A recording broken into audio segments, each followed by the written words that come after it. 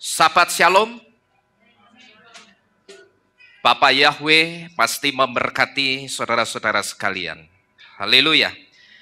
Malam hari ini Bapak Ibu Saudara sekalian, sebelum kita bersama-sama mendengarkan firman Tuhan, saya akan terlebih dahulu memperkenalkan seorang ibu dan putranya yang baru pertama kali datang beribadah di tempat ini. Ibu Esther, betul? Ya, silakan maju dulu Bu, supaya jemaat Tuhan kenal semua. Sama putranya, mari silakan. Tolong mic-nya, Van. Shalom. Sahabat Shalom. Shalom. Saya Ibu Esther dan ini anak saya Davin.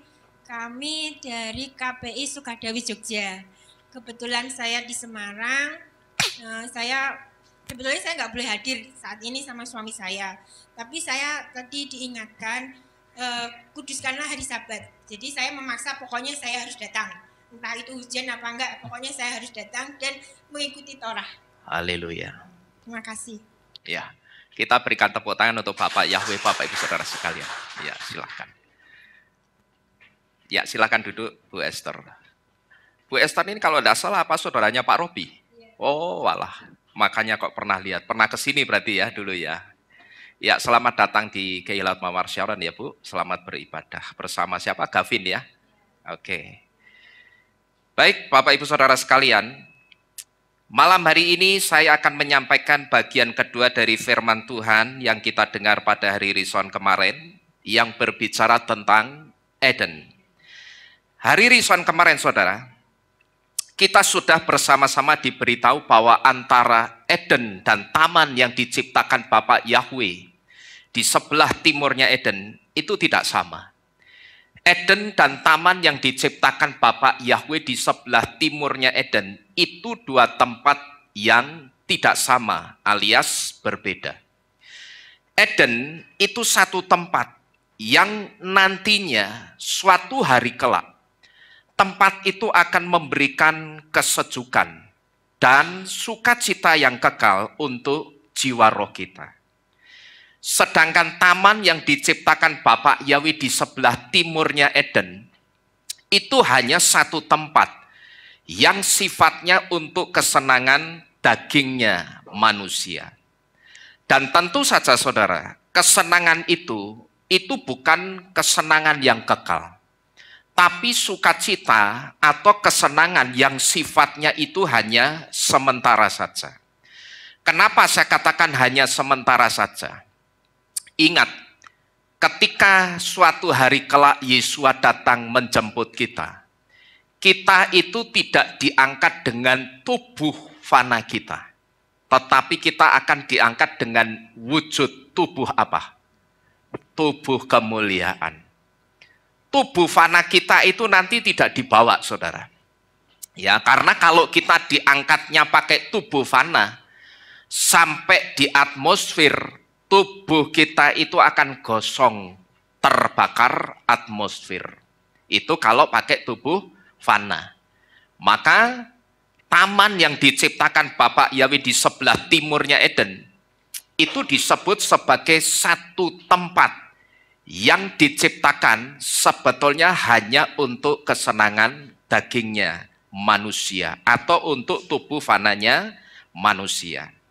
Dan itu sifatnya hanya sementara. Dan hari Rison kemarin saudara, kita juga sudah diberitahu bahwa Eden yang adalah gambaran dari Syamayim atau surga, itu satu tempat yang sangat menyenangkan. Sekali lagi saya ulangi. Eden yang adalah gambaran dari Syamayim atau surga, itu satu tempat yang sangat menyenangkan. Hari Rison kemarin kalau saudara ingat, saya angkat satu kesaksian dari seseorang yang mati dan dia hidup lagi sekitar beberapa menit.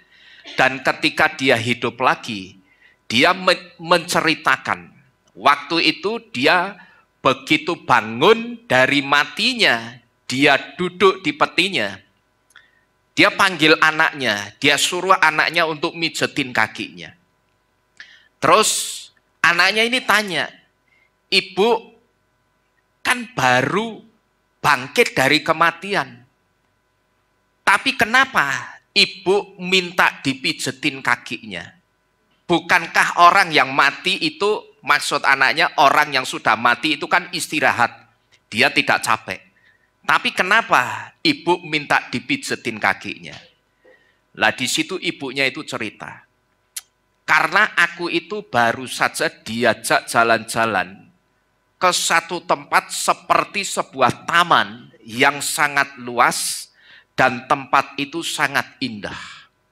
Aku diajak jalan-jalan itu sama seseorang yang wajahnya aku tidak bisa melihat, tapi posturnya orang itu tinggi besar, rambutnya panjang, dia jalan gandeng aku, dia pakai jubah panjang berwarna putih, dan jubahnya itu sangat bersih dan berkilau-kilauan.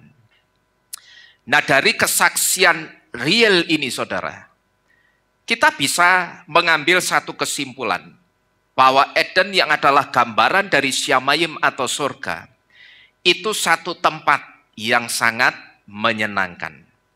Dan kalau kita berbicara tentang Syamayim atau kita berbicara tentang surga, di dalam Beresit Rabah 4 ayat yang ke-7, di situ disebutkan kata Syamayim juga berasal dari dua kata, yaitu kata es dan kata mayim. Es itu artinya api dan mayim artinya air. Es dan mayim ini adalah dua kekuatan yang saling bertolak belakang.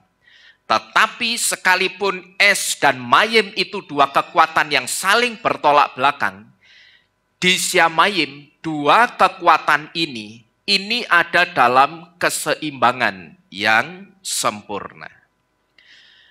Kalau sekarang kita berbicara tentang api dan air, saudara, ini artinya kita itu sedang berbicara tentang kebaikan dan kejahatan. Sekali lagi saya ulangi, kalau kita berbicara tentang api dan air, itu artinya kita sedang berbicara tentang kebaikan dan kejahatan.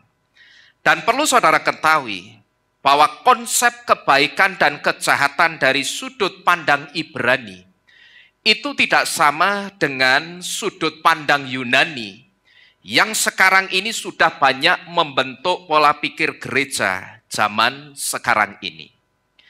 Kalau pola pikir Yunani, saudara, ketika melihat Tuhan sedang marah, itu artinya Tuhan itu jahat. Ya, kalau pola pikir Yunani, ketika melihat Tuhan marah, itu artinya Tuhan itu jahat. Ini kalau perspektif atau sudut pandang Yunani. Maka saya ingat dulu saya pernah meluruskan anggapan orang yang salah tentang Tuhan, bahwa Tuhan itu jadi jahat ketika Tuhan itu sedang marah. Tetapi apa yang dikatakan orang ini bukan tanpa alasan dan bukan tanpa dasar, saudara. Karena orang tersebut mengatakan seperti ini, Tuhan itu jadi jahat ketika Tuhan marah. Itu berangkat dari satu ayat, yaitu dari kitab 1 Samuel 19 ayat yang ke-9. Cuman sayang orang itu membaca dari terjemahannya LAI yang keliru, saudara. Kalau kita coba baca 1 Samuel 19 ayat 9, coba kita baca bersama-sama.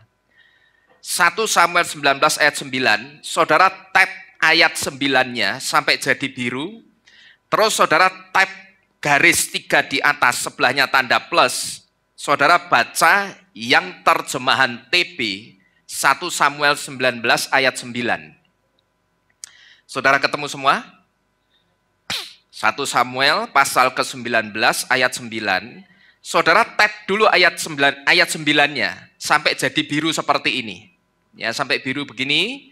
Terus saudara tap tekan yang garis 3 di atas sebelah tanda plus itu saudara tekan.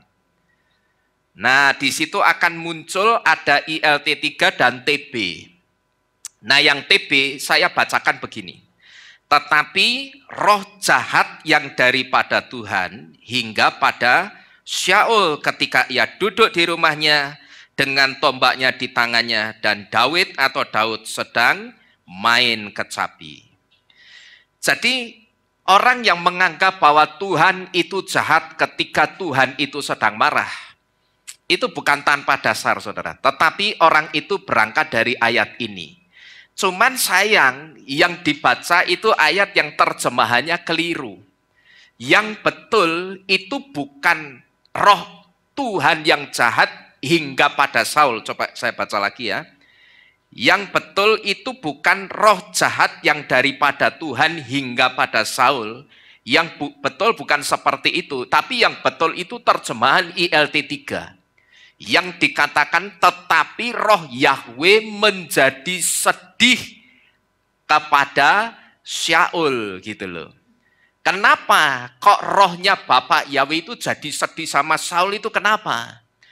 Karena Syaul sebagai orang yang diurapi Bapak Yahweh, ternyata ketika dia ada masalah dengan Daud, Saul itu bukan mau menyelesaikan masalah itu dengan cara orang yang diurapi, yaitu duduk dan berbicara. Tetapi pada waktu itu kalau saudara lihat di kalimat selanjutnya, di situ ada kata-kata apa? Dia sedang duduk, Saul itu sedang duduk di mana? Ketika ia duduk di rumahnya dengan tombaknya di tangannya dan Daud itu sedang main kecapi. Jadi Saul itu ceritanya pada waktu itu ketika dia punya masalah sama Daud, dia tidak menyelesaikan masalah itu dengan cara seorang yang diurapi. Tetapi dia selesaikan pakai tombak, alias Saul itu mau membunuh Daud. Nah di situ ketika Bapak Yahweh melihat sikapnya Saul seperti ini, di situ rohnya Bapak Yahweh itu jadi sedih, saudara. Bukan marah, tapi Bapak Yahweh itu jadi sedih kepada Saul karena Bapak Yahweh berpikir kamu itu kan orang yang tak urapi. Tapi kenapa ketika kamu punya masalah sama Daud, cara menyelesaikanmu itu bukan cara seorang yang diurapi, tetapi cara manusia. Pakai cara-cara manusia, cara-cara dunia, kamu mau bunuh Daud, saudara-saudara sekalian. Jadi sebetulnya ketika Bapak Yahweh, katakanlah saat itu Bapak Yahweh itu marah. Ya kita bisa melihat juga di ayat-ayat yang lainnya. Kita bisa melihat bagaimana ketika Bapak Yahweh itu marah kepada orang-orang Israel. Ketika Bapak Yahweh marah kepada orang-orang Israel, itu tidak bisa disebut Bapak Yahweh itu jahat. Tidak bisa, saudara. Saya coba naikkan satu ilustrasi begini, saudara. Katakanlah saya itu seorang polisi atau tentara. Dan biasanya seorang polisi atau tentara itu tidak jauh-jauh dari yang namanya senjata atau pistol. Katakanlah saya seorang polisi atau tentara yang suatu hari saya selesai dinas malam. Karena saya dinasnya malam, saya jadi tidak tidur, saudara, sampai pagi. Lalu begitu dinas saya sudah selesai, saya pulang ke rumah.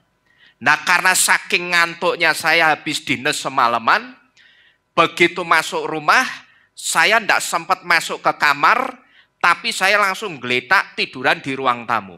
Dan pistol saya ambil, saya taruh di meja ruang tamu. Terus saya tidur, ngeleker gitu kan. Nah di situ ternyata pada waktu saya tidur, anak saya yang kecil, Lev itu ngambil pistol saya dibuat mainan. Dibuat mainan gitu loh. Tembak, dor. Lah begitu saya dengerin Lev, loh kok ada anak kecil main dar-dor itu apa? Begitu saya buka mata, loh kok dipegang Lev? Saya kan apa otomatis refleksnya? Saya pasti akan teriak, Lev, jangan, bahaya itu. Nah ketika saya teriak ini, di situ sebetulnya saya tidak marah. Tapi katakanlah nada itu ditangkap orang saya sedang marah. Pertanyaannya katakanlah saya marah. Apakah kalau saya marah itu berarti saya jahat, saudara? Tidak. Karena apa? Karena saya tidak mau pistol itu disalahgunakan sama anak saya. Jangan sampai pistol itu dibuat mainan terus sampai nembak orang. Makanya di situ saya langsung segera merebut pistol itu. Nah, sikap saya merebut dan ketika saya panggil anak saya, jangan. Nada saya otomatis karena kaget tinggi. Nah, seringkali nada yang tinggi itu ditangkap orang dengan marah. Sekalipun sebetulnya saya tidak marah. Tapi katakanlah saya marah. Kalau itu yang mainan orang dewasa, saya marah karena pistol saya dibuat mainan sembarangan. Pertanyaannya, apakah ketika saya marah, ketika pistol saya diambil orang lain, itu artinya saya jahat? Tentu saja tidak. Karena kalau saya tidak marah, pistol itu bisa disalahgunakan. Nah, kira-kira seperti itu, saudara. Saya ingat dulu saya pernah meluruskan anggapan orang yang salah tentang Tuhan, bahwa Tuhan itu jadi jahat ketika Tuhan itu marah. Jadi Bapak Ibu Saudara sekalian, ketika Bapak Yahweh itu sedang marah sama Syaul, Bapak Yahweh itu tidak jahat. Ketika Bapak Yahweh itu marah sama orang-orang Israel, karena orang-orang Israel itu sering membelakangi Yahweh, sering mengkhianati Bapak Yahweh, dan di situ Bapak Yahweh marah. Bahkan sama orang Israel, Bapak Yahweh itu sampai nyebut orang Israel itu apa? Yeshurun, yang menendang ke belakang. Karena saking dableknya orang-orang Israel sama Bapak Yahweh. Di situ Bapak Yahweh marah. Tapi apakah Bapak Yahweh kalau marah itu artinya Bapak Yahweh jahat? Tentu saja tidak. Karena Bapak Yahweh melakukan apapun, termasuk ketika Bapak Yahweh marah, itu pasti ada sebabnya, bukan marah begitu saja. Jadi sekali lagi, ketika Bapak Yahweh sedang marah dengan orang-orang Israel, atau dalam kasusnya 1 Samuel 19 ayat 9, katakanlah Bapak Yahweh itu marah sama Syaul, itu bukan berarti Bapak Yahweh itu jahat. Nah, tetapi seperti itulah perspektif atau sudut pandang Yunani itu melihat.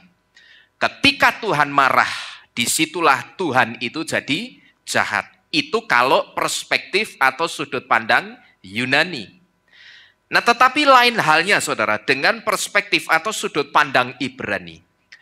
Perspektif atau sudut pandang Ibrani tentang kebaikan dan kejahatan adalah balance atau keseimbangan. Nah, karena Elohim atau Tuhan yang sempurna itu bukan Tuhan yang hanya punya satu sisi pribadi saja, tapi dua sisi. Punya dua kekuatan yang bertolak belakang, yang digambarkan dengan es dan mayim, atau digambarkan dengan api dan air. Maka ini artinya Elohim itu memang bisa marah, tapi Tuhan juga bisa panjang sabar. Tuhan itu memang bisa membinasakan manusia, tetapi Tuhan itu juga bisa memberikan kehidupan. Bapak Yahweh itu bisa menghukum manusia dengan air bah di zamannya Noah, tapi Bapak Yahweh juga bisa memberikan keselamatan. Kira-kira dari tiga penggambaran ini, saudara, letak es dan mayimnya itu ada di mana? Letak api dan airnya itu ada di mana dari sifatnya Bapak Yahweh? Kalau yang pertama ini dulu, Elohim bisa marah tapi dia juga panjang sabar. Kira-kira kalau saya tanya sama saudara, letak esnya, letak apinya Bapak Yahweh itu ada di mana? Pas marah. Lalu letak mayim atau airnya dia panjang sabar. Lalu di contoh yang kedua ini, letak es dan mayimnya di mana? Esnya di mana? Membinasakan. Tapi letak sifatnya Bapak Yahweh yang seperti air yang menyejukkan, dia bisa juga memberi apa ini? Kehidupan. Lalu di contoh yang ketiga ini, letak es dan mayimnya ada di mana? Esnya itu ketika Bapak Yahweh menghukum manusia dengan air bah di zamannya Noah, letak mayimnya di mana? Bapak Yahweh memberikan keselamatan. Ini kalau perspektif atau sudut pandang Ibrani tentang kebaikan dan kejahatan yang adalah balance atau keseimbangan. Saudara akan melihat perbedaannya. Kalau perspektif Yunani, Ketika melihat Tuhan marah dengan orang-orang Israel, berarti Tuhan itu apa tadi? Jahat. Itu kalau sudut pandang Yunani begitu, saudara. Karena apa? Karena perspektif Yunani itu hanya melihat masalah hanya dari satu sisi. Tapi kalau perspektif sudut pandang Ibrani itu selalu melihat satu masalah, itu circle. Circle itu lingkaran. Lingkaran itu artinya melihat satu masalah dari berbagai sisi. Tidak hanya satu atau dua sisi, tapi dari berbagai sisi. Maka ketika sudut pandang Ibrani itu berbicara tentang kebaikan dan kejahatan, bagi perspektif Ibrani, soal kebaikan dan kejahatan itu balance, seimbang. Nah, karena Elohim yang sempurna itu bukan Elohim atau Tuhan yang hanya punya satu sisi pribadi saja, tapi dua sisi. Elohim yang sempurna itu punya dua kekuatan yang dalam tanda kutip bertolak belakang, yang digambarkan dengan api dan air. Ini artinya Bapak Yahweh bisa marah, tapi dia juga bisa panjang sabar. Bapak Yahweh bisa membinasakan, tapi dia juga bisa memberikan kehidupan. Dan Bapak Yahweh bisa menghukum manusia, tetapi dia juga bisa memberikan keselamatan. Nah, kalau di situ saudara melihat ada kalimat Elohim yang sempurna, atau Tuhan yang sempurna itu bukan Tuhan yang hanya punya satu sisi pribadi, tapi dua sisi. Di sini saudara jangan pernah berpikir berarti Bapak Yahweh itu pribadinya dua. Ya, sekali lagi. Di sini dikatakan begini. Elohim atau Tuhan yang sempurna itu bukan Elohim yang hanya punya satu sisi pribadi, tapi berapa sisi ini? Dua sisi. Nah, ketika saudara melihat kata dua sisi di sini, saudara jangan pernah berpikir berarti Bapak Yahweh itu pribadinya dua. Terus jangan juga pikiran saudara melebar. Berarti Bapak Yahweh dan Yesua itu dua pribadi yang berbeda. Tidak. Tetap pribadinya antara Bapak Yahweh dan Yesua itu tetap satu. Sesuai kitab Yohanan atau Yohanes 10 ayat 30 yang dikatakan Ani wahaf ehad. Aku dan Bapa itu satu. Dua sisi pribadi itu bukan berarti dua pribadi, saudara. Dan dua sisi pribadi itu juga bukan berarti kepribadiannya ganda. Bukan seperti itu.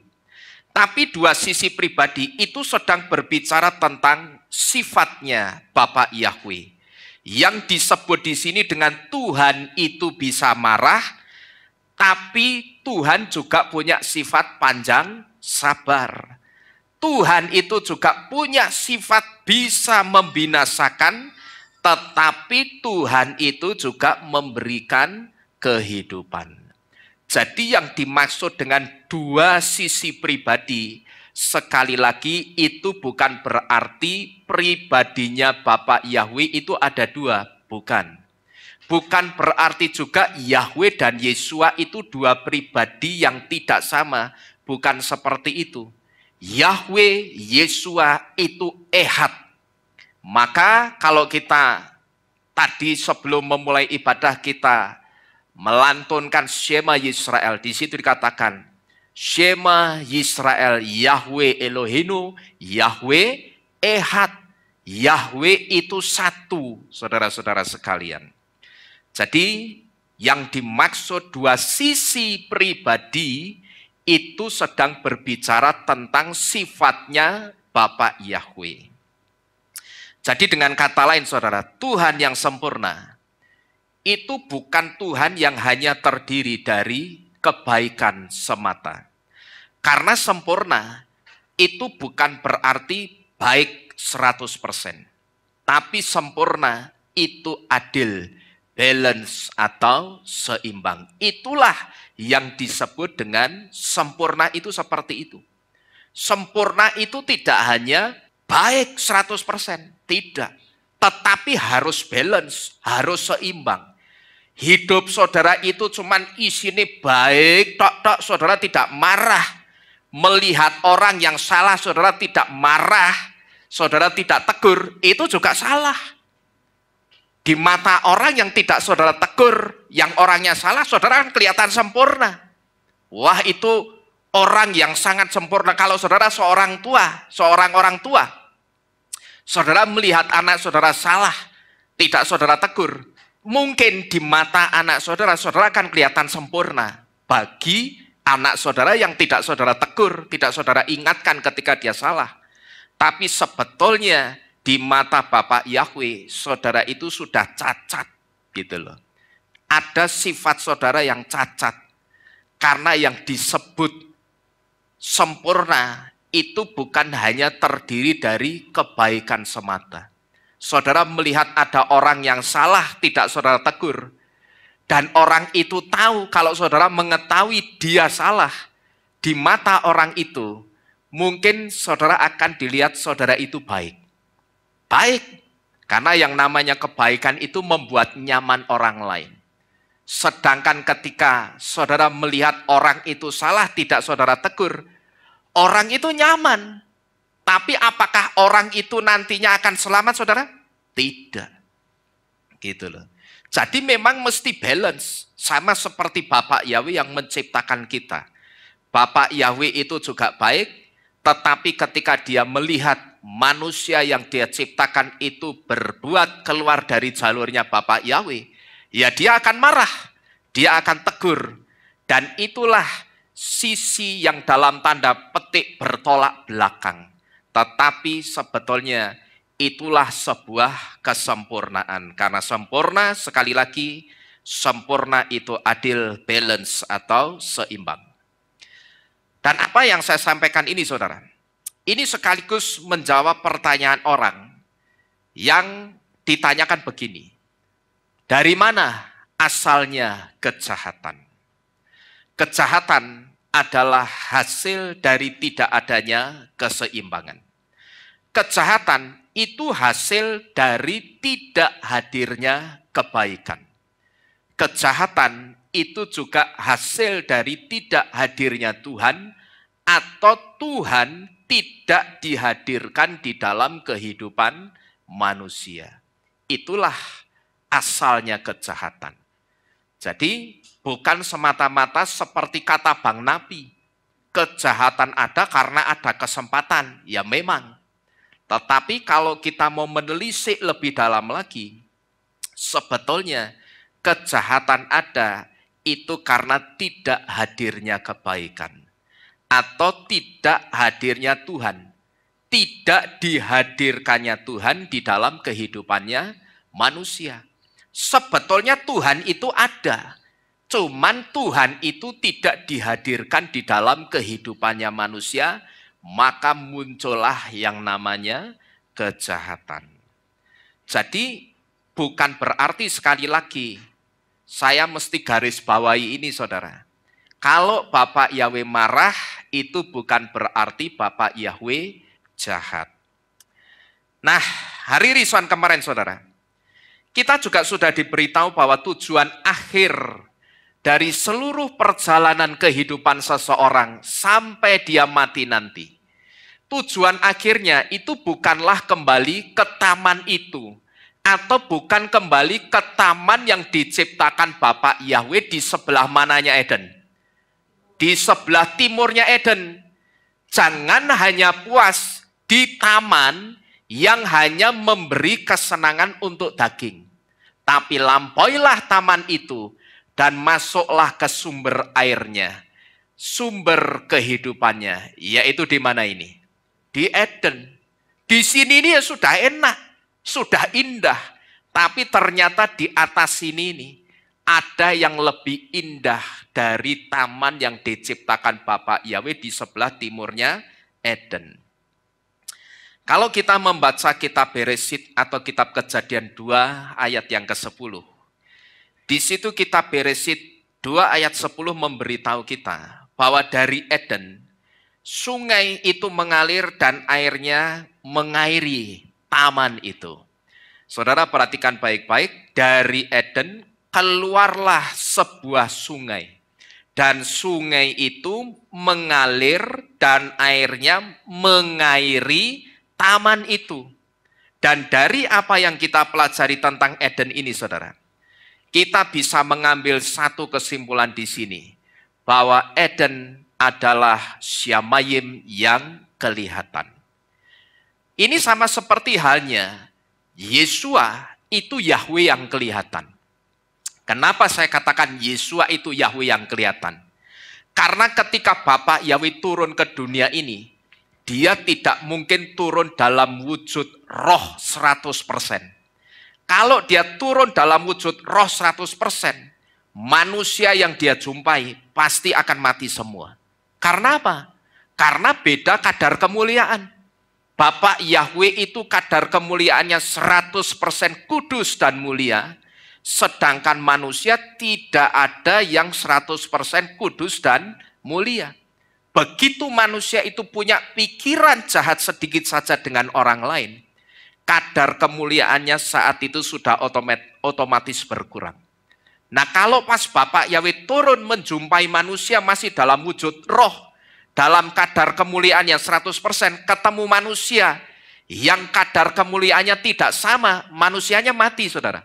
Bukannya selamat, malah mati. Maka Bapak Yahweh itu mengambil rupa seorang manusia. Ingat, hanya mengambil rupa, bukan menjelma. Tetapi hanya mengambil rupa dalam wujud manusia yang fungsinya dengan kata lain itu untuk menyamakan kadar kemuliaan. Istilah katanya begini, manusia ketemu manusia tidak mati, gitu loh kira-kira. Tetapi ingat, Yesua itu bukan manusia, hanya wujudnya saja yang manusia. Tetapi Yesua itu siapa sebetulnya wujudnya? Roh, gitu loh. Roh yang mengambil rupa seorang manusia, yang saya sebut dengan menyamakan kadar kemuliaan. Karena kalau turunnya dalam wujud roh asli, manusia ketemu Bapak Yahweh itu mati. Maka hanya dalam momen-momen tertentu saja manusia itu bisa berjumpa dengan Bapak Yahweh. Kira-kira momen itu pas perayaan apa? Ada yang tahu? Yom Kippur, bukan Yom Teruah. Kalau Yom Teruah itu nanti akan digenapi dengan kedatangan Yesua. Tapi pada saat Yom Kippur itu disebut sebagai hari yang istimewa. Dari 3 hari raya yang terakhir, Yom Kippur, Yom Teruah,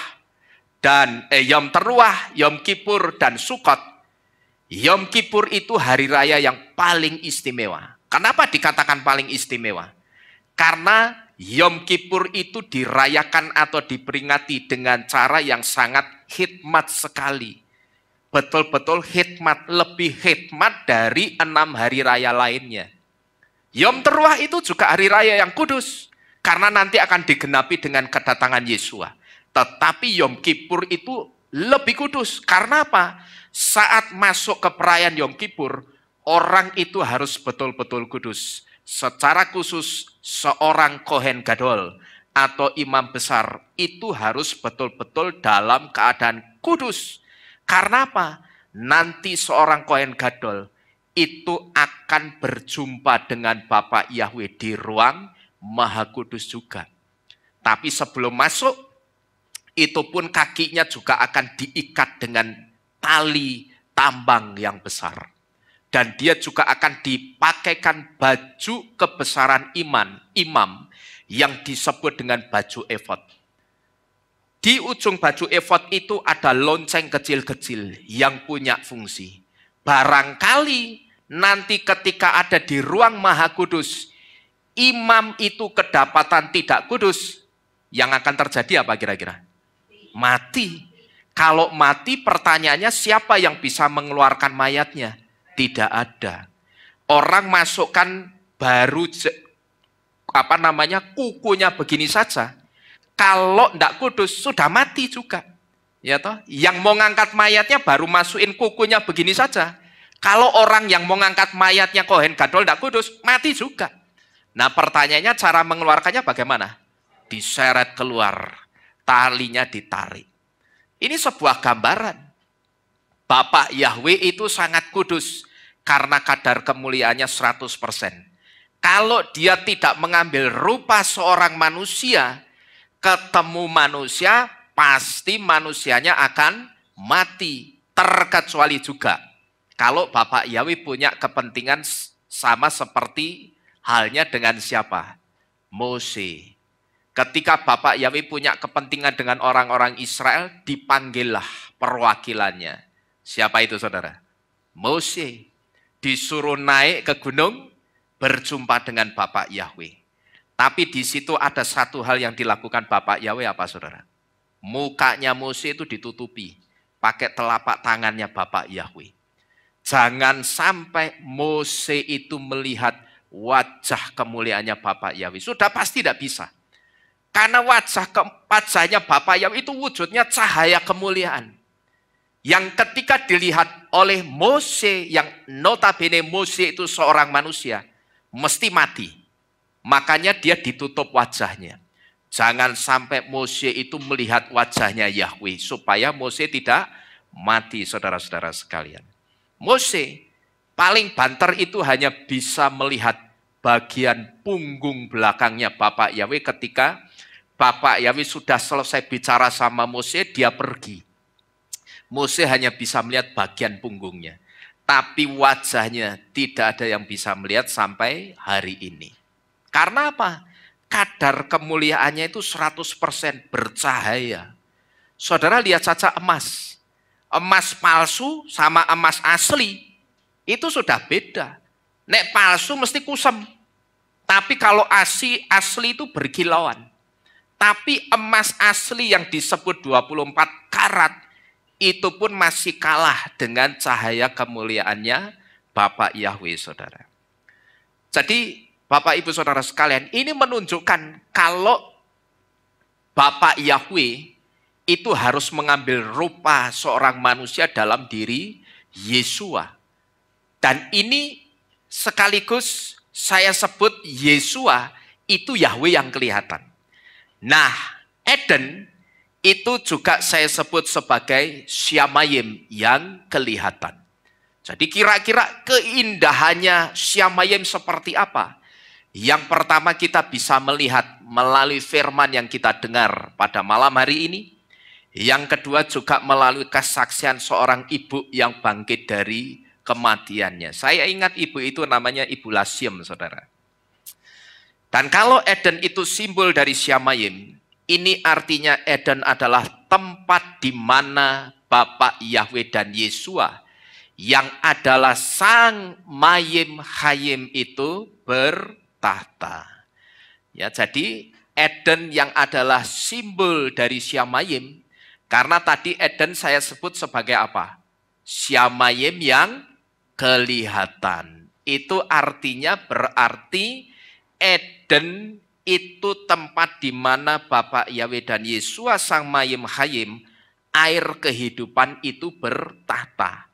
Maka kalau saudara perhatikan, di kitab Beresit 2 ayat 10, di situ dikatakan apa? Dari Eden itu keluar sebuah sungai. Ya kan? Dari Eden itu keluar sebuah sungai, keluar sebuah aliran air. Setelah keluar, air itu mecah jadi 4. Yang disebut dengan sungai Pison, Gihon, Tigris, dan Efrat. Yang kemudian keempat, sungai itu mengitari taman yang diciptakan Bapak Yahweh di sebelah timurnya Eden. Nah dari sini saja kita sudah bisa melihat. Sekali lagi, Eden dan taman yang disebut dengan kata taman itu sebetulnya adalah dua tempat yang beda lokasi. Dan tentu saja tempat yang tidak sama.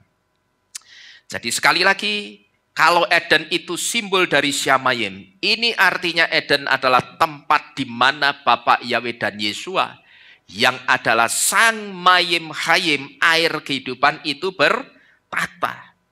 Dan satu-satunya cara yang bisa ditempuh manusia untuk kita nanti bisa kembali ke Eden, tidak lain yang pertama hanya dengan menerima sang pemilik Eden itu sendiri, yaitu Bapa Yahweh dan Yesua. Nah, tapi ternyata untuk nantinya kita bisa kembali ke Eden lagi, tidak hanya dengan menerima Bapa Yahweh dan Yesua, tapi kita juga mesti apa ini? Mencintai Torah. Kenapa kok kita mesti mencintai Torah? Dan kenapa mencintai Torah itu juga jadi jalan kita untuk nantinya kita bisa kembali ke Eden. Jiwa roh kita bisa kembali ke Eden. Ingat, yang kembali ke Eden nanti itu cuman jiwa roh kita. Tubuh kita yang fana ini tidak kembali. Ya, tubuh kita disebutkan di dalam kitab Kohelat atau Pengkhotbah. Kembali kemana? Tanah. Jiwa roh kita nantinya harus kembali ke Eden. Cuman syaratnya bagaimana? Yang pertama mesti menerima sang pemilik Eden itu sendiri, Bapa Yahweh dan Yesua. Yang kedua syaratnya kita mesti mencintai Torah. Lah kok mencintai Torah jadi syarat itu kenapa? Karena ternyata kecintaan kita kepada Torah itu akan memberitahu kita bagaimana caranya untuk kita bisa sampai ke Eden suatu hari kelak. Dan ini saya katakan sebuah rumusan yang sudah baku. Tidak bisa dirubah, saudara. Menerima sang pemilik Eden dan mencintai dan melakukan Torah, itu sudah rumusan baku dan tidak bisa dirubah sebagai syarat kalau jiwa roh kita itu nanti mau sampai ke Eden.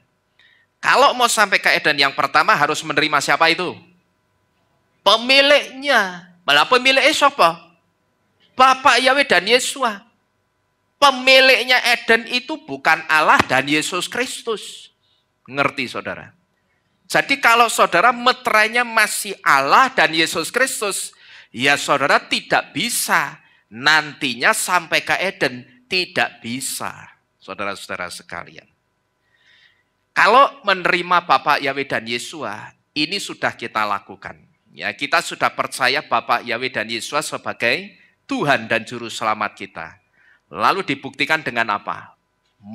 Pemasangan meterai kepemilikan di dahi kita, yaitu meterai nama Yahweh melalui baptisan pembaruan. Ini sudah kita lakukan. Nah, tetapi ternyata sekali lagi untuk bisa sampai ke Eden, tidak hanya menerima Bapa Yahweh dan Yesua, tapi harus cinta sama apa itu? Sama Torah. Karena Torah itu memberitahu kita step by stepnya, caranya untuk bisa sampai dan masuk ke Eden bagaimana. Torah itu memberitahu kepada kita. Yang saya sebut dengan bahasa step by stepnya keselamatan, langkah-langkahnya keselamatan. Yang saya sebut langkah-langkahnya keselamatan itu dengan kata lain, langkah-langkah untuk bisa sampai ke Eden suatu hari kelak ketika Yesus datang. Langkah-langkahnya keselamatan itu sudah ditunjukkan oleh Torah. Nah, kalau saudara anti dengan Torah, bagaimana mungkin saudara bisa ngerti step by step langkah-langkahnya keselamatan seperti apa? Ya tidak bisa. Dan kalau saudara tidak ngerti, saudara mau melakukan apa? Mau melakukan langkah apa untuk menyelamatkan jiwa roh saudara supaya ketika Yesus datang nanti, Yesus akan membawa kita masuk ke Eden. Gitu loh. Ingat loh, zamannya anti-Hamasyah nanti berkuasa. Kalau sampai ada orang percaya yang tidak terangkat, ketika orang percaya itu ingin mempertahankan imannya, ingin selamat, yang saya maksud, kalau dia sudah tidak terangkat dulu, maka dia harus, kalau mau selamat, itu harus mempertahankan imannya di dalam Bapa Yahweh dan Yesua dan tidak mau bersekutu dan nyembah si anti-Hamasyah. Ngerti saudara ya? Jangan sampai nyembah si anti Hamasya. Cuman masalahnya, kalau tidak mau nyembah si anti Hamasya akan diapakan? Diseksa. Itu loh. Jadi mumpung ada kesempatan, saudara sudah ngerti step by stepnya keselamatan, yang pasti itu saudara mesti mencintai Torah dan jadi pelaku Torah. Ya, saudara mesti cinta dan saudara lakukan Torah. Yesua pun juga sudah kasih petunjuk. Bukan orang yang teriak-teriak, Tuhan, Tuhan, Yahweh, Yahweh, Yesua, Yesua, yang akan masuk dalam kerajaan surga. Artinya bukan orang yang teriak-teriak Yahweh, Yahweh, dan Yesua, Yesua tok yang akan masuk dalam kerajaan surga, tapi yang melakukan apanya Bapaknya Yesua? Kehendaknya. Kehendaknya sudah dikasih tahu. Ternyata kehendaknya Bapak Yahweh itu Torah. Gitu loh. Yang harus dilakukan. Berarti kalau orang tidak melakukan Torah, dia bisa selamat atau tidak? Ya jelas tidak bisa. Karena Yesus sudah dengan jelas memberitahu. Tetapi yang melakukan kehendak Bapakku, dialah yang layak untuk kerajaan sorga. Jadi Bapak Ibu Saudara sekalian, ternyata untuk sampai ke Eden itu tidak cukup dengan meterai nama Yahweh yang sudah ada di dahi kita. Ternyata itu masih kurang. Tapi cinta dan jadi pelaku Torah itu juga satu di antara syaratnya. Nah, di sini saudara, kalau saudara perhatikan, kita itu selalu diajar bahwa ketika kita sekarang ini jadi orang-orang percaya, kita itu tidak boleh hanya sebatas jadi simpatisan atau pengikut. Tapi jadilah seorang apa ini? Talmid atau seorang murid. Dan seorang murid tidak mengejar berkat dan mujizat. Perhatikan baik-baik. Tapi seorang murid mengejar apa? Pengetahuan. Seorang murid itu sukanya apa ini? Belajar, saudara. Yang cuman ngejar berkat dan mujizat, itu cuman seorang simpatisan. Coba saudara perhatikan kalau musim kampanye. Saudara perhatikan, seorang simpatisan itu akan ikut siapa saja calon pejabatnya. Asalkan calon pejabat itu bisa kasih dia apa? Bisa kasih dia fulus, bisa kasih dia duit, saudara. Kamu mau calon presiden, calon gubernur, calon wali kota dari partai manapun, aku tidak pusing. Ya, kamu mau dari partai A, partai B, partai C, partai D, partai Z, terserah. Sing penting ana duitnya ora. Kan begitu. Ada duitnya ndak untuk aku panas-panasan kampanye? Dan itulah, seperti itulah hatinya seorang simpatisan, saudara. Yang saya sebut hatinya seorang simpatisan itu hanya mengejar berkat dan mujizat. Nah, kita jadi simpatisan apa murid? Pertanyaannya sekarang seperti itu. Kalau saudara itu tipe seorang simpatisan, ya saudara hanya akan mengejar berkat dan mujizat. Maka saudara perhatikan itu satu ilustrasi yang mudah dimengerti. Kalau pas musimnya kampanye, saudara mau lihat sing jenenge simpatisan sama murid yang betul-betul dikader sama ketua partai itu akan kelihatan. Kalau seorang murid yang betul-betul dikader sama ketua partainya, dia akan setia. Sekalipun partai lain menawarkan uang jabatan yang lebih tinggi, lebih besar, seorang murid itu hatinya tidak mudah berpaling kepada yang lain, saudara.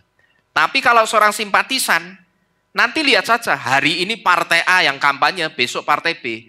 Saudara lihat hari ini ada Gondes ini kampanye di sini. Nanti hari besok saudara lihat Gondes iki yo kampanye ning ngene partai liya, gitu loh. Orang ini akan kampanye di partai yang lain. Karena apa, saudara? Hatinya hanya seorang apa? Simpatisan. Gitu loh. Hatinya itu hanya mengejar berkat dan mujizat. Tapi kalau seorang murid, hatinya tidak seperti itu. Seorang murid yang dikejar itu pengetahuan. Ngerti saudara? Seorang murid yang dikejar itu ilmu. Kenapa seorang murid yang dikejar itu ilmu dan pengetahuan? Karena seorang murid itu tahu, ketika dia punya ilmu, ketika dia punya pengetahuan, dia tahu harus bagaimana menjalani kehidupan dan imannya. Dia ngerti ketika aku menjalani kehidupanku dan imanku sekarang ini, aku harus berbuat apa, harus berbuat bagaimana, melakukan apa. Seorang murid itu ngerti, karena dia punya bekal ilmu dan pengetahuan yang dia kejar. Tapi kalau saya katakan saudara, seorang murid yang punya pengetahuan, jangan pengetahuannya tentang kejelekannya orang, alias lambe turah. Ya toh? Sampai orang mengenal saudara, wah ibu itu loh, hebat tak akoni itu. Informasinya semua orang itu ngerti. Sampai sertifikatnya simpang 5 sing nyekel sapa ngerti saudara. Ya toh, saking dia itu sumber informasi. Ning sayang, sumber informasinya bukan informasi yang baik, tapi informasi tentang kejelekannya orang, alias lambe turah. Jangan seperti itu. Bukan berarti kalau saudara saya katakan jadilah seorang talmid atau murid, kejarlah pengetahuan, boleh info, ya toh. Kayak entuk tas larang ki skondi kae. Ya toh. Itu bisa beli rumah, mobil, mobil teng tlecet korupsi skondi. Langsung beredar kemana-mana, ya toh, nyebar keburukannya orang lain. Orang yang model begitu itu tidak ada berkatnya. Orang tidak mau memberkati orang-orang yang model begitu. Jangan jadi orang yang seperti itu. Jadilah orang yang kalau saudara kejar pengetahuan itu ya pengetahuan yang baik, pengetahuan yang benar yang harus saudara kejar. Jadi kita bisa melihat kalau seorang murid hatinya itu tidak seperti seorang simpatisan. Karena seorang murid itu hanya mengejar pengetahuan dan ilmu. Karena dia ngerti dengan ilmu dan pengetahuan yang terus aku kejar, aku akan jadi tahu bagaimana aku harus menjalani kehidupanku di dunia ini. Aku juga jadi tahu bagaimana aku harus menjalani imanku di dalam Bapa Yahweh dan Yesua ketika di dunia ini. Hari ini saudara-saudara sekalian, saya ingin mengingatkan saudara-saudara sekalian tentang satu hal. Setiap malam atau setiap pagi, saya selalu mengirim Torah di grup WhatsApp kita. Torah itu dikirim fungsinya untuk diapain? Dipentelengi? Dibaca. Setelah dibaca diapain? Wis, pokok ketok didelok Pak Nino ning info wis moco ya wis. Loh, saudara membaca apa enggak terserah, nek saya begitu. Cuman kalau sampai saudara baca, saudara renungkan, di situ saya jamin saudara itu akan semakin dikuatkan iman saudara di dalam Bapa Yahweh dan Yesua. Amin. Kenapa? Saudara lihat saja yang seringkali saya katakan apa? Saya angkat satu ilustrasi. Ketika Torah itu pas membahas tentang Bapak Yahweh ketika ngubur Firaun dan bala tentaranya di dasar Laut Suf. Seharusnya ketika saudara membaca Torah ini, iman saudara itu akan semakin dikuatkan. Saudara yang takut itu akan hilang takutnya, harusnya. Kenapa? Karena kalau saudara perhatikan, tidak ada Tuhan di dunia ini yang bisa melakukan apa yang Bapak Yahweh lakukan. Ngubur Firaun dan tentaranya di dasar Laut Suf. Tidak ada. Di dunia ini tidak ada Elohim, tidak ada Tuhan yang bisa membelah Laut Suf itu jadi 12 jalur. Sehingga jutaan orang-orang Israel bisa menyeberang lautan Suf itu dengan sangat mudah. Kalau cuma jadi satu jalur, itu kayak sekarang musim libur, dalan tolnya cuma dibuka satu pintu. Ya toh, antrinya mau sampai mana itu? Bisa sampai beribu-ribu kilo. Kalau musim libur, jalan tolnya cuma dibuka satu gerbang. Maka pada waktu itu Bapak Yahweh itu bikin jalan tol di tengah laut yang ruasnya itu ada 12. Sehingga ketika mereka dikejar Firaun dan bala tentaranya, mereka bisa menyeberang dengan cepat. Begitu mentas naik ke daratan, Firaunnya baru masuk sama tentara-tentaranya. Begitu Firaun sampai tengah sama tentara-tentaranya, lautnya dikapiuk ke Bapak Yahweh, biuk, kubur semua saudara. Mati di dasar laut Suf. Kalau saudara membaca pas ayat Torah itu, seharusnya kalau saya, iman saya akan dikuatkan. Kalau sekarang misalkan ada yang ganggu ngusik saya, di situ iman saya akan dikuatkan. Berarti kalau sampai ada yang ganggu saya atau ganggu kita, Bapak Yahweh juga akan membela saudara dan saya. Amin. Itulah fungsinya Torah. Saya kirim untuk saudara. Dibaca, ojo dipentelengi dok. Wes buka we, ben ketok diwaca. Ya toh, jangan begitu. Baca dan renungkan Torah itu. Nah, saudara perhatikan baik-baik di sini. Saudara, boleh saja tidak suka belajar Torah. Boleh saja saya katakan, ya. Saudara juga boleh saja tidak suka belajar kedalaman akar Ibrani dan belajar rahasia-rahasianya Bapak Yahweh. Dan saudara juga boleh saja cuman suka dengan firman-firman yang hanya bicara soal berkat, moral, dan mujizat. Yang sebetulnya semua itu, atau firman yang cuman bicara soal berkat, moral, dan mujizat, itu sebetulnya hanya untuk membangun sukacitanya apa saudara? Daging kita, gitu loh. Cuman kalau saya sebut sukacita, membangun sukacita daging, itu bukan sukacita yang sifatnya kekal. Tidak, tetapi cuman sementara waktu saja. Ya sekali lagi saudara perhatikan baik-baik. Mungkin saudara itu tipe orang yang tidak suka belajar Torah. Saudara tidak suka belajar kedalaman akar Ibrani dan rahasia-rahasia Tuhan.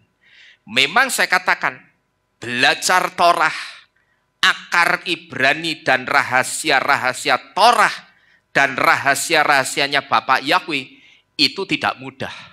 Itu butuh konsentrasi tingkat tinggi, butuh perhatian yang bagus. Saudara anggap saja kayak Eko barusan, itu solali, ya toh? Maka saya sebut saudara butuh konsentrasi tingkat tinggi, perhatian yang terbaik, pikirannya jangan kemana-mana. Badan saudara di sini ya pikirannya ini gini, matanya gini, ngerti matanya, ya. Jadi matanya harus di sini, jangan matanya ke sini, pikirannya tekan dindi. Nah itu tidak mungkin masuk. Memang saya katakan kalau kita belajar Torah dan kedalaman akar Ibrani, itu butuh konsentrasi tingkat tinggi, saudara. Ya, butuh perhatian yang terbaik. Tapi mungkin saudara tidak suka. Ya boleh-boleh saja saya katakan. Saudara juga boleh saja cuman suka dengan firman yang hanya bicara soal berkat, moral, dan mujizat yang sebetulnya semua itu cuman bangun sukacita daging kita, tubuh fisik kita. Saudara boleh tidak suka belajar Torah, boleh tidak suka kedalaman akar Ibrani dan rahasia-rahasia Tuhan, tapi perhatikan baik-baik. Ada konsekuensi yang akan saudara terima. Kira-kira konsekuensinya apa? Konsekuensinya, nanti begitu saudara pulang dari kehilat atau pulang dari gereja, dan begitu saudara sampai di rumah, saudara lihat suami saudara, saudara lihat istri dan anak saudara sikapnya tidak bisa membuat sukacita saudara seperti sukacitanya ketika saudara mendengarkan firman-firman yang bicara tentang berkat, moral, dan mujizat. Biasanya orang nek dikhotbahi soal berkat-berkat kan sukacita, senang ya toh? Bahkan saya pernah melihat, saya pernah cerita. Ada orang khotbah yang saya tahu tapi saya tidak kenal orang itu. Khotbahnya dari pertama sampai akhir berkat terus. Sampai jemaat yang hadir, cara mengaminkannya itu tidak cuma duduk begini, amin. Ya, saudara kalah. Cara mengaminkannya sampai berdiri, amin. Ngangkat tangan begini saudara. Loh itu benar-benar pernah saya lihat. Dari awal dia khotbah sampai selesai. Tidak ada jemaatnya yang tidak terbangun. Tidak ada jemaatnya yang tidak sukacita, itu ada. Yang model begitu. Ya, saudara boleh saja tidak suka sama Torah, kedalaman akar Ibrani dan rahasia-rahasia Tuhan, boleh. Tapi konsekuensinya, nanti kalau saudara begitu pulang dari Kehilat, sampai di rumah saudara lihat suami saudara, saudara lihat istri saudara dan anak saudara, sikapnya tidak bisa membuat saudara sukacita. Seperti ketika saudara mendengarkan firman yang bicara berkat, moral, dan mujizat. Dan moral suami, istri, atau anak saudara ternyata tidak sebaik yang saudara harapkan. Maka konsekuensi yang akan saudara terima itu apa ini? Kekecewaan. Kenapa kok kecewa? Karena yang diharapkan tidak sama dengan yang dilihat. Yang saudara harapkan tidak sama dengan yang saudara lihat.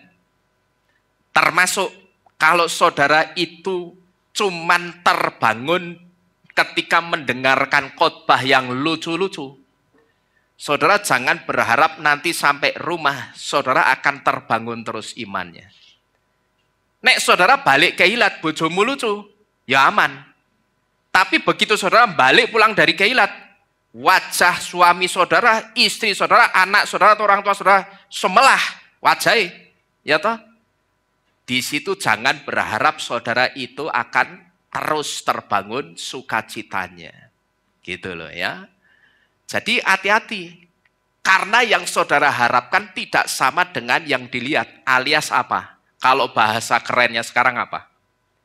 Ekspektasi versus realita tidak sama. Ekspektasinya, wah bojoku engko mesti balik tekan omah gawe aku guyu iki. Bojoku lucu iki. Tekan omah malah bojone banting piring. Ya toh? Nah, kenapa? Karena yang saudara harapkan itu tidak sama yang saudara, ekspektasi saudara tidak sama dengan realitanya. Saudara berharap keadaan di rumah saudara itu sama-sama bikin sukacita, sama seperti ketika saudara mendengarkan firman yang lucu-lucu, firman yang berkat-berkat tok, dan mujizat-mujizat tok. Gitu loh saudara. Ya. Dan sebetulnya saudara ngerti, kekecewaan ini akibat dari hanya suka mendengarkan yang terlalu easy listening. Terlalu easy listening itu apa? Bahasa gampangnya. Yang terlalu enak di telinga, gitu loh.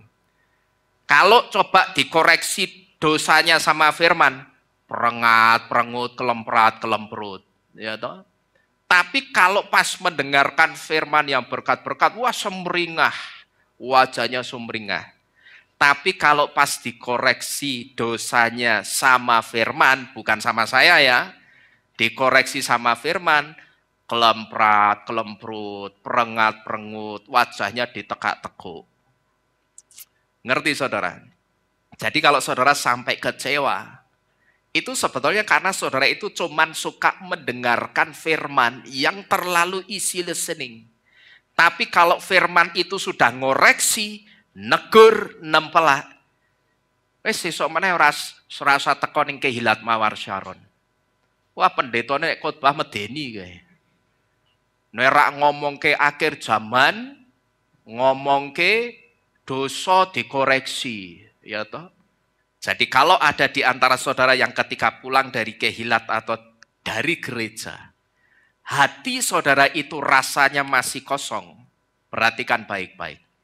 Itu sebetulnya satu di antara tanda saudara itu tipe jemaat konsumen berkat dan konsumen mujizat.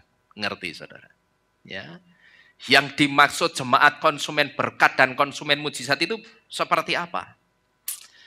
Jemaat konsumen berkat dan jemaat konsumen mujizat itu jemaat yang hanya terbangun imannya ketika mendengarkan firman yang hanya melulu berbicara tentang berkat-berkat dan mujizat-mujizat, tapi tidak suka belajar hal-hal yang baru.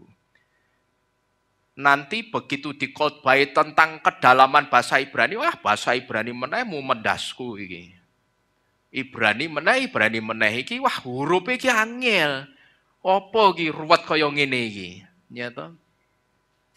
Nah, coba saudara selidiki sekarang. Kira-kira saudara itu terbangun imannya ketika saudara belajar hal-hal baru atau ketika hanya mendengarkan firman-firman berkat. Saya itu tidak anti dengan firman yang bicara tentang berkat dan mujizat. Saya tidak anti, saudara. Ya, saya tidak anti. Karena saya menyadari hidup saya itu juga dari berkat dan mujizatnya Bapak Yahweh. Hidup kita, hidup saudara dan saya, tidak bisa kita pungkiri. Hidup kita itu dari berkat dan mujizatnya Bapak Yahweh. Amin. Kita hidup itu kan karena berkatnya Bapak Yahweh toh. Mujizatnya Bapak Yahweh toh? Lah iya, saya tidak anti dengan berkat dan mujizat. Cuman saya itu tipe orang yang tidak mau membangun iman saya di atas dasar berkat dan mujizat saja.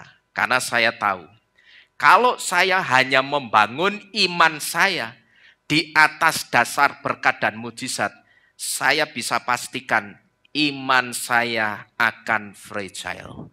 Iman saya itu akan rapuh, saudara. Karena apa? Coba jujur saya tanya. Kalau saya ngomong misalkan, Bapak, Ibu, Saudara sekalian, saya percaya hidup saudara pasti diberkati. Amin? Kira-kira saudara percaya atau tidak? Amin atau tidak? Amin. Tapi jujur saya tanya, begitu pulang, saudara buka tudung saji di atas meja makan, lah kok kosong? Belum. Kira-kira iman saudara masih bisa terbangun terus atau tidak? Jujur, pasti akan ada lemahnya saudara. Ya. Secara manusia, begitu sampai rumah saudara buka tudung saji di meja makan, lo kok kosong, ming kerupuk tok mbek banyu putih. Ya memang kerupuk sama banyu putih, kerupuk dimakan diombeni ning jero melar. Tapi apa ya meh begitu terus. Ya toh. Meh dimelarke terus nganggo kerupuk. Pasti secara manusia saudara akan berpikir apa? Aduh, kok tidak ada makanan. Begitu saudara berpikir, aduh kok tidak ada makanan ya, sedangkan aku tidak punya uang. Itulah yang saya sebut menurunkan kadar iman saudara, gitu loh. Menurunkan kadar sukacita saudara. Ya. Jadi jemaat konsumen berkat dan mujizat itu jemaat yang hanya terbangun imannya ketika mendengarkan firman berkat-berkat dan mujizat-mujizat tok, tapi dia tidak suka belajar. Di sini saudara. Saudara dan saya, kita itu tidak hanya diajar soal berkat moral dan rohani saja. Ya, saudara perhatikan. Kalau saudara perhatikan setiap kali saudara mendengarkan firman di tempat ini, kita itu tidak hanya diajar soal berkat, kita tidak hanya diajar soal moral, dan kita tidak hanya diajar hanya soal mujizat saja. Tapi kalau saudara perhatikan, tiga-tiganya itu selalu diajarkan di tempat ini. Berkat, mujizat, moral, iman itu selalu diajarkan di tempat ini. Kenapa tiga-tiganya itu diajarkan? Karena soal berkat, moral, dan rohani itu harus balance, mesti seimbang saudara. Dan itulah yang saya sebut dengan Eden, sebuah keseimbangan. Maka tiga-tiganya diajarkan. Tidak hanya soal berkat, tetapi ketika bicara berkat, saya selalu mengajarkan apa? Bagaimana caranya kita bisa mendapatkan berkat itu. Begitu masuk ke pengajaran tentang moral, bagaimana moral yang baik menurut pandangan matanya Bapak Yahweh. Ketika masuk ke pengajaran mujizat, bagaimana mujizat itu bisa terjadi. Yang diajar di sini bukan sulapane Pak Tarno. Sim salabim, terus apa jenenge? Prok jadi apa? Pak Tarno ora ngerti yo. Ya toh takon dadi apa? Gitu loh. Nah, kalau orang masih pada percaya dengan model konsep iman sulap sim salabim itu, ya toh? Ya benar toh Pak Taro kan begitu ya. Sim salah bim, abrakadabra, terus apa meneh? Prok prok prok jadi apa? Lah wong kira ngerti takon aku. Gitu loh.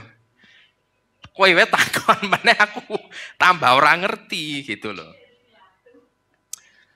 Jadi tiga-tiganya, kalau saudara perhatikan dengan seksama setiap kali saudara mendengarkan firman di tempat ini, baik itu berkat, mujizat, moral, iman itu selalu diajarkan semua. Karena ketiga hal atau keempat hal itu harus balance, harus seimbang. Dan itulah Eden, sebuah keseimbangan.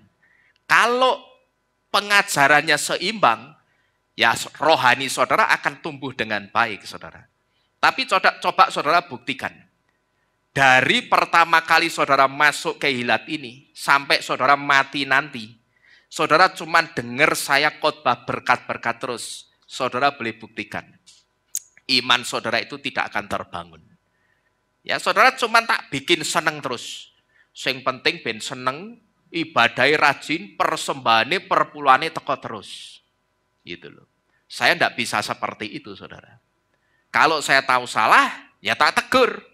Apapun resikonya, saya harus terima, saudara. Harus siap saya hadapi. Jadi tiga-tiganya itu mesti balance, saya ajarkan semua. Soal berkat, mujizat, berkat mujizat itu kan jadi satu kesatuan. Moral dan iman, tiga-tiganya ini mesti saya ajarkan supaya balance, karena itulah Eden, sebuah keseimbangan. Tapi kalau saudara tidak bisa menyeimbangkan asupan makanan rohani untuk kerohanian saudara, konsekuensinya saudara pasti akan kecewa. Perhatikan ini baik-baik. Kalau di sini saya sudah mengajarkan pengajaran yang seimbang, berkat mujizat, moral, dan iman saya ajarkan semua. Yang saya sebut supaya berimbang makanan rohani saudara, asupan makanan kerohanian saudara. Tapi saudara hanya terima salah satunya. Saudara cuma suka terima yang berkatnya saja, atau mujizatnya saja, atau cuma imannya saja. Saudara buktikan. Kalau saudara tidak bisa menyeimbangkan asupan makanan rohani untuk kerohanian saudara, konsekuensinya saudara akan kecewa. Yang dimaksud konsekuensinya saudara akan kecewa karena saudara tidak bisa menyeimbangkan asupan untuk kerohanian saudara. Itu ketika saudara sudah dikasih 3 model pengajaran, tetapi saudara hanya suka satu pengajaran saja. Misalkan cuma suka berkat-berkat. Saudara boleh buktikan, saudara akan melihat sebuah konsekuensi atau menerima konsekuensi, saudara akan kecewa. Ya, saudara akan kecewa. Tapi, kalau kita mau dan kita suka belajar sesuatu yang baru, dan kita bisa bagikan lagi apa yang baru yang kita pelajari itu ke semua orang. Saudara buktikan, kita tidak akan kecewa saudara, tetapi justru kita itu akan sangat sukacita. Kenapa kok kita sangat sukacita? Karena di luaran sana itu banyak orang yang membutuhkan dan banyak orang yang mau mendengarkan suara Torah dan mendengarkan sesuatu yang baru tentang iman kita yang keluar dari mulut kita. Ya, asal saudara tahu, dunia kekristenan sekarang ini sedang mengalami kebosanan yang sangat luar biasa. Perhatikan ini baik-baik. Dunia kekristenan sekarang ini sedang mengalami kebosanan yang sangat luar biasa. Di luaran sana saudara, banyak orang Kristen yang bosan. Kenapa kok bosan? Karena tidak ada terobosan baru untuk iman mereka. Lah kok bisa tidak ada terobosan yang baru untuk iman mereka itu karena apa? Karena yang mereka dengar, firman yang mereka dengar dari dulu, ya cuman itu saja. Kalau ndak mendengar soal Mose, ya Harun. Nek rak Harun, Abraham. Kalau ndak Abraham, Yitzhak. Kalau ndak Ismail. Ya toh? Terus hanya Mendengar tentang apa? Saling tolong menolong, saling mengasihi, tidak menyakiti hati orang lain. Asal saudara tahu, dunia kekristenan sekarang ini sedang banyak mengalami kebosanan yang luar biasa. Karena yang mereka dengar dari dulu pengajaran firman-Nya hanya itu-itu saja. Dan ketika mereka sudah implementasikan, mereka praktekkan, mereka lakukan di dalam kehidupan mereka, mereka tidak melihat ada pertumbuhan iman di dalam kehidupan mereka. Disitulah mereka itu boring, saudara. Mereka bosan. Karena mereka merasa dari dulu imannya ya begitu-begitu saja. Nah, kalau di situ saudara bisa hadir dalam kebosanan mereka, dan saudara bisa memberikan sesuatu yang baru, orang itu akan diberkati, saudara. Ya, inilah kenapa saudara itu mesti jadi seorang murid yang suka apa ini? Belajar. Karena di luaran sana itu banyak orang-orang Kristen yang sudah bosan dengan imannya. Karena dari dulu sampai sekarang yang mereka dengar, di setiap firman yang mereka dengar, itu saja. Disitulah mereka bosan. Nah, kalau di situ saudara itu bisa hadir dalam kebosanan mereka, dan saudara bisa memberikan sesuatu yang baru, maka orang itu akan diberkati dengan kehadiran saudara. Dan ketika saudara melihat orang merasa diberkati dengan apa yang saudara bagikan, saudara buktikan, di situ saudara akan menemukan sukacita yang luar biasa yang tidak pernah saudara temukan ketika saudara selesai mendengar firman yang melulu bicara berkat dan mujizat. Saudara boleh buktikan itu. Kalau saudara punya pengetahuan yang selalu baru tentang iman saudara, lalu saudara merasa diberkati dan saudara tidak berhenti di situ, saudara bagikan lagi ke setiap orang yang saudara kenal, secara khusus ke orang-orang Kristen. Dan orang yang saudara bagi pengetahuan yang baru itu merasa diberkati. Saudara tahu, begitu orang itu menyampaikan bahwa dirinya merasa terberkati dengan apa yang saudara bagikan, pengetahuan yang baru itu, buktikan yang saya katakan. Saudara akan merasakan satu sukacita yang sangat-sangat luar biasa, yang tidak pernah saudara jumpai ketika saudara itu mendengarkan firman yang melulu bicara soal berkat dan mujizat. Saya menyadari, saudara mendengarkan firman-firman yang bicara tentang berkat dan mujizat, iman saudara, iman saya juga akan terbangun. Tetapi dari pengalaman yang saya rasakan, terbangunnya itu tidak lama, saudara. Tapi ketika saya mendengar seseorang mengatakan kepada saya, misalkan di YouTube, ketika saya mendapatkan laporan atau ada yang memberikan informasi kepada saya yang mengatakan begini, Pak, terima kasih banyak. Firman yang saya dengar sangat memberkati kehidupan saya. Selama ini saya tidak pernah mendengar pengajaran yang seperti ini. Saudara tahu, di situ sukacita saya itu sangat luar biasa. Yang saya sebut sukacita saya rasakannya itu tidak hanya habis berhari-hari, tetapi bisa berminggu-minggu, berbulan-bulan, bahkan bertahun-tahun. Karena apa? Ternyata Bapak Yahweh pakai saya untuk jadi berkat untuk orang lain. Tapi kalau saudara cuma senang sama firman berkat-berkat dan mujizat, saudara boleh buktikan. Secara manusia yang tidak bisa dipungkiri, begitu saudara sampai rumah, yang pertama lihat tudung saji dibuka tidak ada isinya. Lalu saudara lihat sikapnya suami, istri, anak, orang tua saudara, tidak seperti yang saudara harapkan. Kira-kira saudara masih bisa sukacita atau tidak? Seperti ketika saudara mendengarkan firman yang berkat-berkat melulu. Saya yakin tidak. Saudara di sini terbangun atau di gereja manapun saudara terbangun ketika mendengarkan firman yang berkat-berkat dan mujizat-mujizat. Tapi ternyata begitu sampai rumah, suami, istri, anak saudara itu bikin males, ngajak berantem, ngajak bertengkar. Saya mau tanya, saat itu sukacita saudara masih bisa seperti ketika saudara ada di Kehilat atau di gereja? Sudah tidak bisa, saudara. Pasti sudah akan luntur, akan berkurang. Jadi Bapak Ibu Saudara sekalian, ketika sekarang ini banyak orang Kristen yang mengalami kebosanan dengan imannya.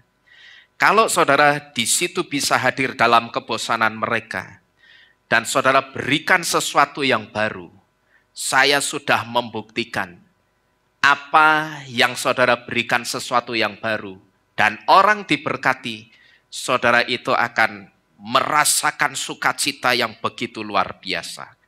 Dan itulah saya sebut sukacitanya Eden. Sukacita yang tidak hanya kita rasakan sampai menyentuh hati kita. Tapi sukacitanya Eden itu satu sukacita yang bisa menembus sampai menyentuh jiwa roh kita. Karena sekali lagi, Eden itu bukan tempat yang cuman memberikan sukacita dan kesejukan untuk daging kita. Karena daging kita sudah tidak dibawa nanti ke situ. Tapi kalau saudara menyimak dari awal tadi, Eden itu tempat yang akan kasih sukacita yang luar biasa untuk apa kita? Jiwa roh kita, saudara. Ngerti, saudara? Nah itulah sukacitanya Eden itu seperti itu. Ketika saudara punya pengetahuan yang baru, saudara bagikan, orang merasa diberkati, buktikan yang saudara dengar malam hari ini. Saudara akan menemukan satu sukacita yang luar biasa.